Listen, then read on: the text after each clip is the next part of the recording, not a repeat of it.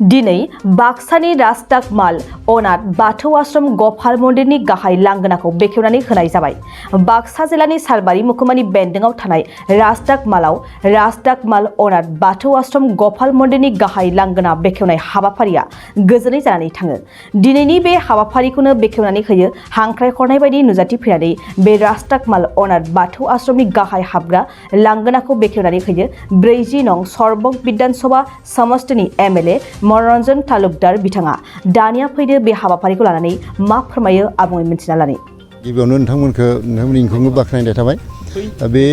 बे मोनसे इसुमोन, बे इसुआ दिनै मोगथाङाव फैदों। बे गोबाव समनिफ्रायनो बे आश्रम बाखिफ्रा मोनसे नाजानाय थांखि दङमोन। दा गोबाव सम नाजादोंब्लाबो बे बुस्थुआ जाफुङाखैमोन। दिनै सरबक समष्टि MLA नि आखाइजों गावनो हरनाय 2 लाखनि अनसुंथाइजों दिनै गेटखौ लुफुंनानै जायगानि मानसिफ्रा लुफुंनानै दिनै बिनि आखाइजोंनो जोङो बेखौ मोनबाय। बे जोंनि मोनसे गोग्गाथावनाय। आरो बेजों लोगोसे बिथाङा दिनै जिबायदि जोंनो हाबाफारि लानानै बुंलांबाय, जों बिनि सायाव गोबां मिजिंथिनो हायो। आसा खालामो जों इयुनाव बेखौ मोनसे सोरांनि लामायाव लाबोनानै जेरैबायदि टुरिजिमनि खोथा बुंबाय, बेबायदि मोनसे जोङो बुहुमनि गेजेराव हयथ' जों बे आश्रमखौ फोरमायथिनो हागोन आरो बेखौ मिजिंथिनाय जाबाय आरो।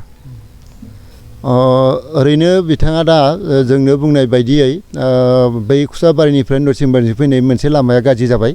बे लामाखौ फाहामग्रोनायनि मोनसे हमना बुंदों बिथाङा। डिसेम्बराव बे हाबाफारिखौ मावफुंनाय जागोन।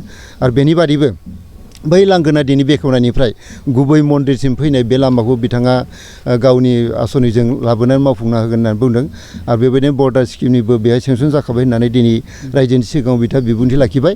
बेहाय माखासे हयथ' खिखरसालिजों हासुग्राजों लोगोसे भितरावनो न' थानाय नायदिंग्राफोरनि टुरिजिमफोरनि मोनसे सुबिदा बायदियै न'खौ लुफुंनायनि मोनसे बिथाङा बिथांखि होदों। आसा खालामो बेहाय जों हयथ' फैगौ दिनफोराव जोङो दिनैनि बेलानिफ्राय साबसिननिफ्राय हामसिन हयथ' जोङो बुहुमनि मोखाङाव जों बे आश्रमखौ जोङो मोनसे दिन्थिनो हागोन होननानै जोङो मिजिंथियो। बोथोराथ' दिनैनिफ्राय बुंनो थाङोब्ला गोदोनिफ्रायबा जों उन्दै समनि सिगांनिफ्रायनो जेब्लानिफ्राय बे माबाया सिभिलाइजेसन मोन्दोंमोन मानसिफ्रा, बे समनिफ्रायनो हयथ' बे मन्दिरखौ जों नुबोदों।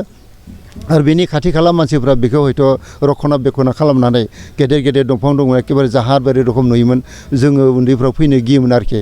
दा बे बेलायाव दिनै जोङो जिखिनि सफैनो हाबाय, दा बे बेलायाव दिनै बे आश्रमनि थागिबि सुबुंफोरखौ जोङो हयथ' जोङो अनसायनांगोन, जों बाख्नायनांगोन। मानो होनबा बिसोरबो दिनै बेखौ गावनि धोरोमनिनो मोनसे आश्रम होननानै बिसोर बेंगासिनो दङ।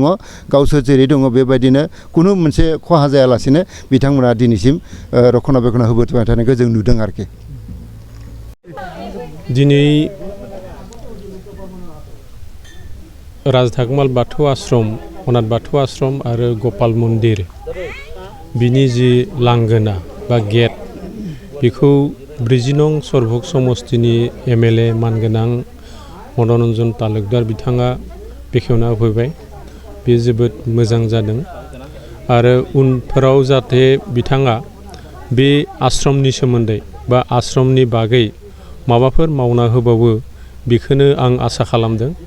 आरो बेयाव रायजो राजानि जि सहयोग बेखौ अरायबो मोनबाय थागोन होननानै आं आसा थिदों। आरो बे मोनसे आश्रमा राजनैतिक भाबै बा जेबो मोनथारियाव बा जेबो मोनियाव गोलैसोनानै दङ। बे मोनसे माने दावबायारिफोरनि मोनसे नायनायनि थिलिबो जानो हागौ। जुदि बेखौ मोजाङै साखोन सिखोनै जुदि फोसाबनो हायोब्ला, बेथ' खुस्राबारिनिफ्राय फैनाय लामा दंखायो, मानासाव ओंखारलांनो हायो। होमब्ला बे मानासाव थांग्राफोरा लामाफ्रा जुदि मोजां जायोब्ला, होमब्लानिया बेखौबो नायलांनानै मानासाव थांनो हानायनि मोनसे राहा খালামনা হাই আর কোৱাব লগা নাই। এতে এখন অনাদৃত হৈ আছে। ইয়াত এটা মন্দিৰো আছে, বাথৌ মন্দিৰো আছে। এইবিলাকৰ অহা যোৱা ৰাস্তাকেইটা অলপ প্ৰাকৃতিকভাৱে কৰি দিয়া, প্ৰাকৃতিক সৌন্দৰ্য মেইনটেইন কৰি পেলাই কৰা। আৰু মোৰ পৰিকল্পনাটো মই ইয়াতে এটা গেষ্ট হাউচ কৰিব পাৰিলেই আনন্দিত হ'ম। যদি মোৰ পইচা যোগাৰ হয়, চৰকাৰৰ পক্ষৰ পৰা আঁচনি আনিব পাৰোঁ, এতে সুন্দৰ এটা গেষ্ট হাউচ বনাই দিলে ইয়াতে থাকিব পাৰিব মানুহবিলাকে। ওচৰত মানাছলৈকে যাবও পাৰিব। ইয়াৰ পৰা আহি ৰাতি এই প্ৰকৃতিৰ মাজত থকাটো এটা বেলেগ আনন্দ। দিনতে কিমান ভাল লাগে, ৰাতি আকৌ কিমান ভাল লাগিব। ইয়াতে লাইটৰ ব্যৱস্থাটো কৰিব লাগিব, লাইটৰ লাইনটো আনিব লাগিব।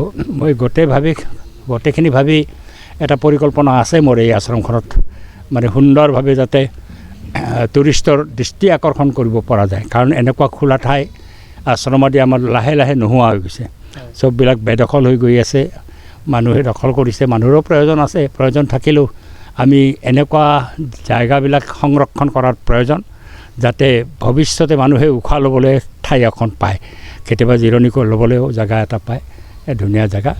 আৰু আজি মই গেটখন উন্মোচন কৰিলোঁ, এইবাৰ আকৌ মই নতুন পৰিকল্পনা কৰিব লাগিব। ইয়াতে ৰাস্তাটো অন্ততঃ যাতে বাৰিষাও সুন্দৰভাৱে মন্দিৰলৈকে একেবাৰে ভিতৰলৈকে ৰাস্তাটো যাব পৰা যায়, চেন কেবেলৰ হ'লে ব্যৱস্থাটো মই কৰিব লাগিব।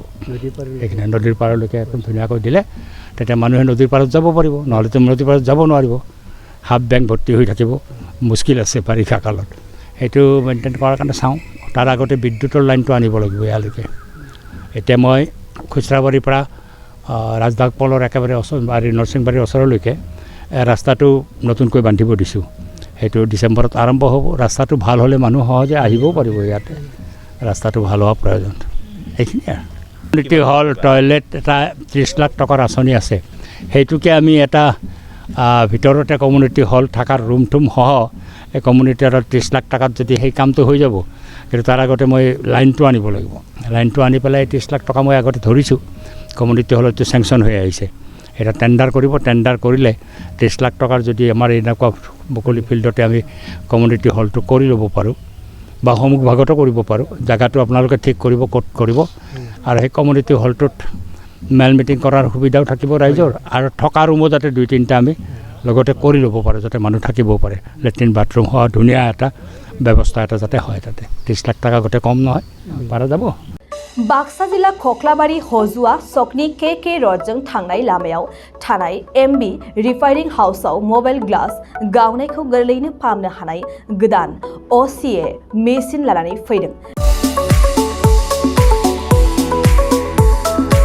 नोंथांमोना खम बेसेनावनो गाव गावनि मबाइल ग्लास बायनायखौ एमबी रिफाइनिं हाउसआव फाहामनो हागोन।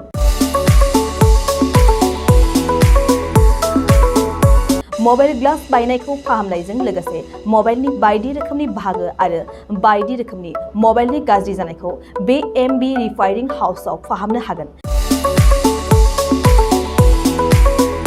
बायदि रोखोमनि mobile glass, mobile temper, mobile charge, headphone, pen drive, memory आरो mobile battery, computer, mouse, computer keyboard आरो मबाइलनि बायदि रोखोमनि बाहागोफोरखौ मोननो हागोन।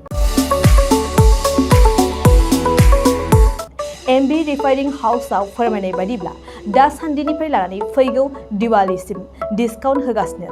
मख'नो गोनांदि एमबी रिफाइनिं हाउसआव गुबुन हादोर एबा भुटान हादरनिफ्राय माखासे सुबुंफोराबो बायदि रोखोमनि मबाइलफोरखौ फाहामथाय होफैयो।